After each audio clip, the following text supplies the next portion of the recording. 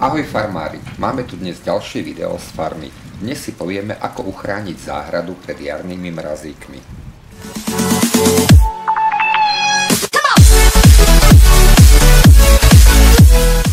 Pohodlne sa usadte, uvarte si kávičku, čajík, alebo otvorte pivko, zapalte k tomu cigaretku, dnes to bude asi najdlhšie. Takže poďme si niečo porozprávať nielen o aktuálnom počasí, ktoré je dnes na celom Slovensku dosť mizerné.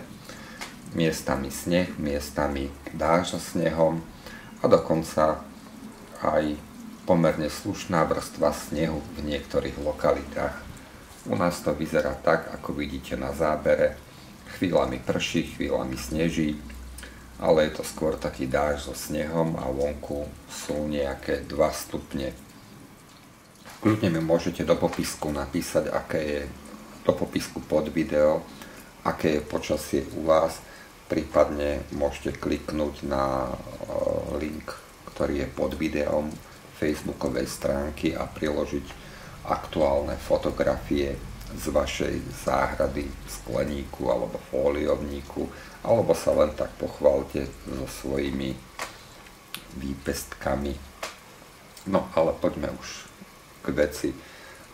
A ja už som vysadil do fóliovníku paradajky, papriky a uhorky a tiež mám určitú obavu z tohto počasia, ale poďme si povedať, ako uchrániť v takomto fóliovníku, nevykurovanom skleníku alebo parenisku tieto priesady pred jarnými mrazíkmi.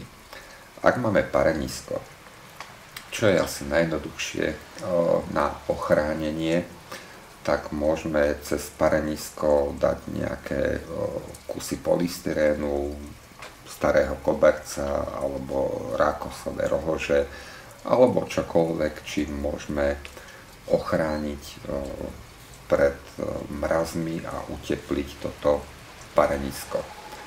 Čo sa týka fóliovníku alebo skleníku, pokiaľ samozrejme hovoríme o nevykurovaných, tak je vhodné na tieto rastlinky natiahnuť buď netkanú textíliu, alebo nejakú fóliu, alebo staré noviny.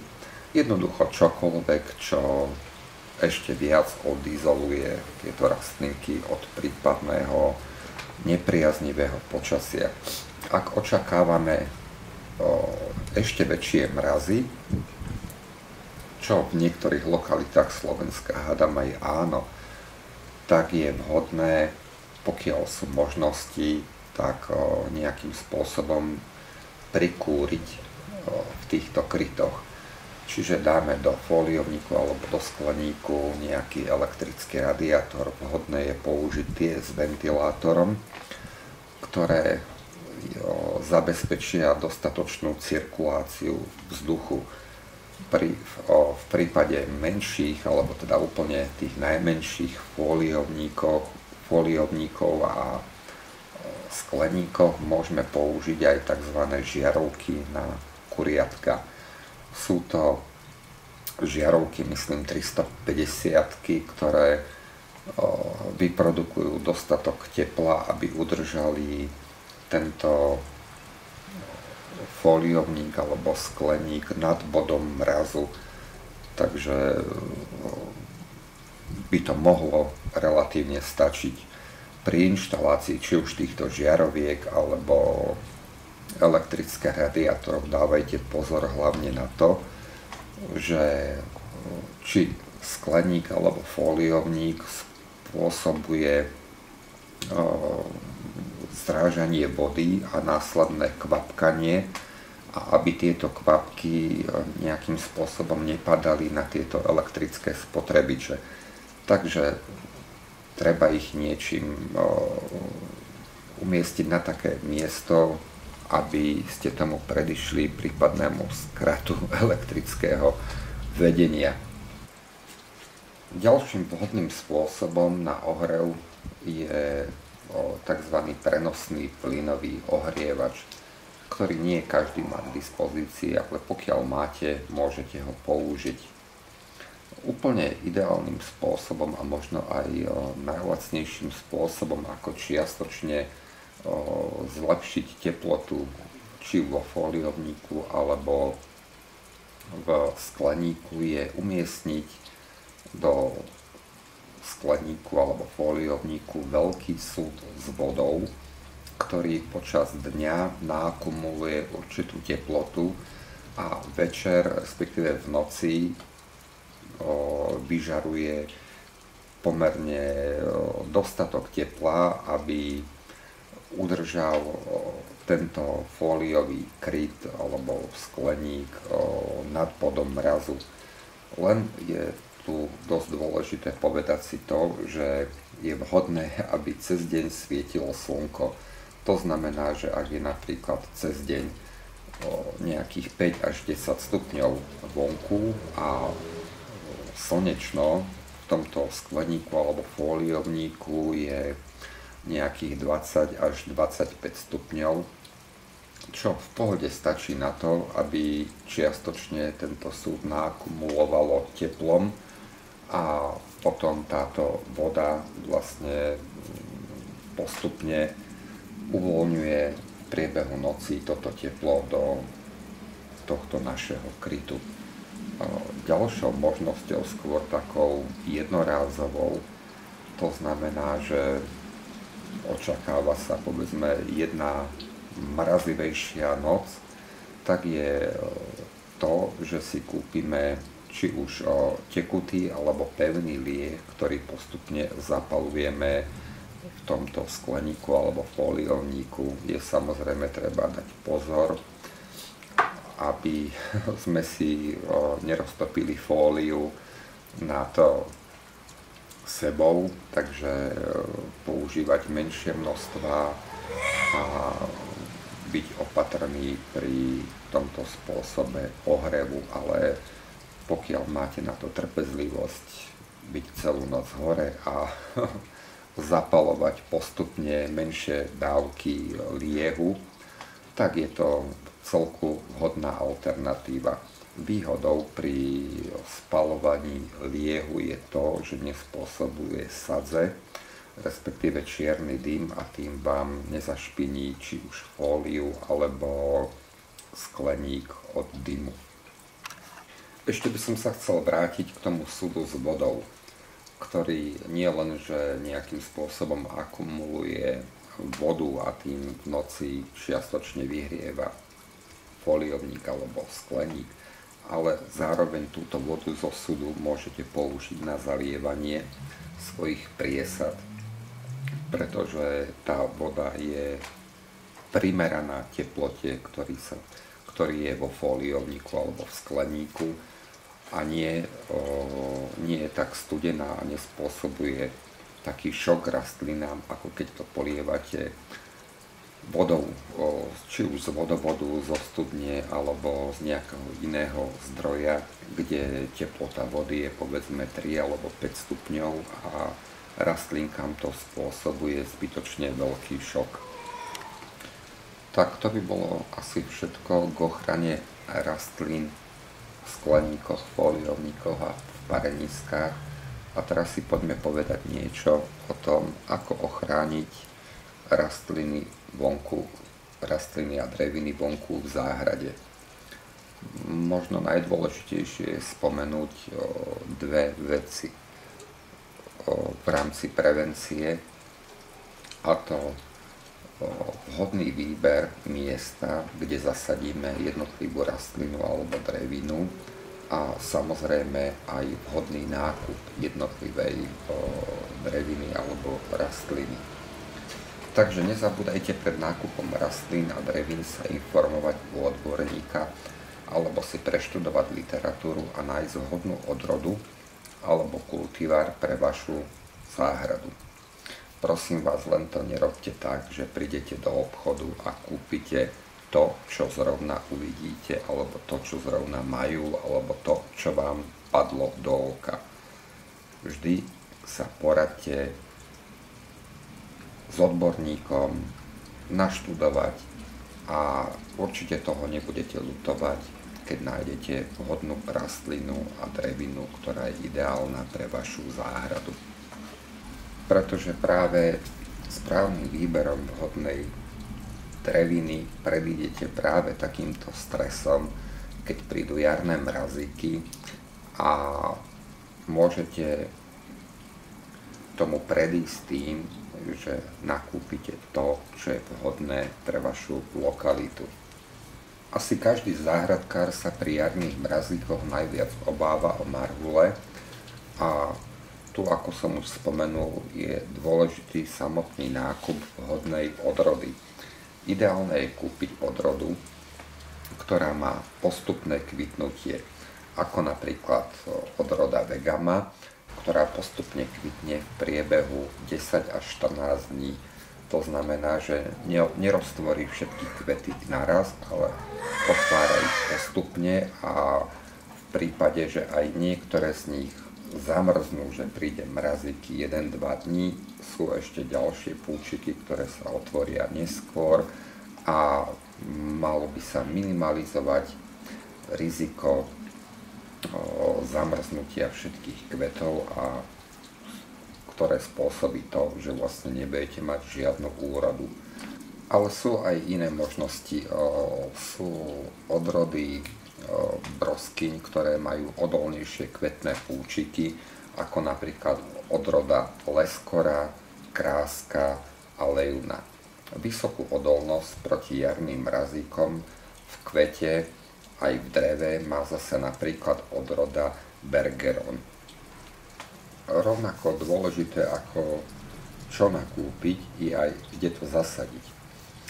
Takže keď máme nakúpené, treba vybrať vhodné stanovište na výsadbu danej dreviny. Určite citlivejšie odrody nesadíme na nechránené stanovištia a tzv. Mrazové kotliny. Takže napríklad vinič alebo marhule, broskyne, ale aj napríklad mandle sadíme na vyvýšené časti pozemku, ideálne chránené zo severnej strany budovou. Tak, ale už asi odbočujem od témy a vás bude asi najviac zaujímať, ako aktuálne ochrániť kvitnúce stromy. Tak poďme na to. Máme niekoľko spôsobov, tak si povedzme aspoň tie základné. Ako môžete zachrániť v tomto počasí vaše kvitnúce stromy. Čiže ak sú hlásené teploty pod nulou, môžeme vykonať ochranný postrek vodou. A to tak, že zoberieme si postrekovač s jemnou dýzou, čiže s takzvanou zamlhovacou dýzou, a touto jemnou hmlovinou budeme postrekovať kvitnúce stromy, na ktorých sa vytvorí účinný ochranný film a aspoň krátkodobo ochráni kvety pred zamrznutím. Inak naši predkovia používali do vody valeriánske kvapky, čo je vlastne výťažok kozlíku lekárskeho, ktorý zvyšuje odolnosť rastlín voči chladu. Dnes sa používa už nie kozlík lekársky, ale keďže doba ide dopredu, dnes máme postrek, ktorý sa volá, píše sa to champion, čiže šampión 50 2TVP, čo je vlastne taký prášok, ktorý rozrobíme vo vode a použijeme tento roztok na zamlhovanie kvetov. Čiže by som to povedal, je nutné, ako náhle teplota prekročí nulu, začať zamlhovať tieto kvety a dalo by sa povedať, že máte robotu na celú noc a účinok by asi mal stáť za to a je dosť pravdepodobné, že zachránite takýmto spôsobom kvety pred úplným zamrznutím. Ďaleko známejším alebo častejšie používaným spôsobom ochrany kvitnúcich stromov v ovocných sadoch je tzv. Zadymovanie. Kedysi dávno sa používali vyradené pneumatiky z aut, ktoré sa podpalovali v ovocných sadoch a tento toxický dym zachraňoval ovocné stromy respektíve kvety týchto ovocných stromov pred zamrznutím. Je to veľmi účinný spôsob, len nepoužívajte tie podpálené pneumatiky, ale použite proste rôzne raždie, slamu a čokoľvek prírodného materiálu, ktoré podpálite, zahrniete povedzme lístím, tou suchou slamou, aby to vlastne ani tak nehorelo moc, ako skôr dymilo. Je dôležité spomenúť to, že zadymovať treba celú noc, to znamená, že musíte tie jednotlivé ohniská nielen založiť, ale dobre by bolo aj strážiť, aby nehoreli, ale len dymili. Je tu však problém, že vietor fúka zľava doprava a vy založíte povedzme takéto ohniská, ktorými budete zadymovať tieto ovocné stromy, ale vlastne zachraňujete viac susedovú úrodu ako svoju. Čiže v tomto prípade je dosť dôležité, aby to zadymovanie ste nerobili len vy, ale aj vaši susedia a tým vlastne celú tú lokalitu nejakým spôsobom zadymili a tu už je tá účinnosť pomerne veľmi vysoká, kedy by ste mohli zabrániť úplnému zamrznutiu kvetov. Samozrejme, že to neplatí na extrémne mrazy, ale na nejaké mrazy povedzme -1 až -3 a v tomto prípade by vám to mohlo pomôcť. Ešte k tomu prípravku Champion 50 VO, tak ten musíme nariediť o 0,2% koncentrácii. A čo je dosť asi podstatné, tak tento postrek treba urobiť zhruba 2 dní pred predpokladanými mrazmi. Existuje ešte aj prípravok Kropain NPA, čo je najnovší taký biologický prípravok, ktorý dokáže chrániť rastliny až do -7. Ešte k tomu Kropaidu, píše sa to Cropaid, a keď už ho budete kupovať, tak nezabudnite si kúpiť papieriky na meranie pH, pretože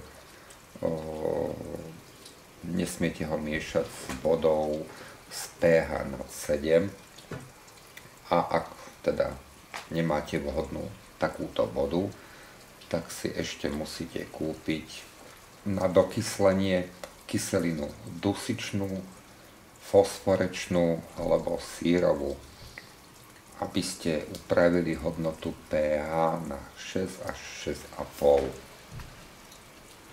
Tak a to by bolo pre dnešok asi všetko.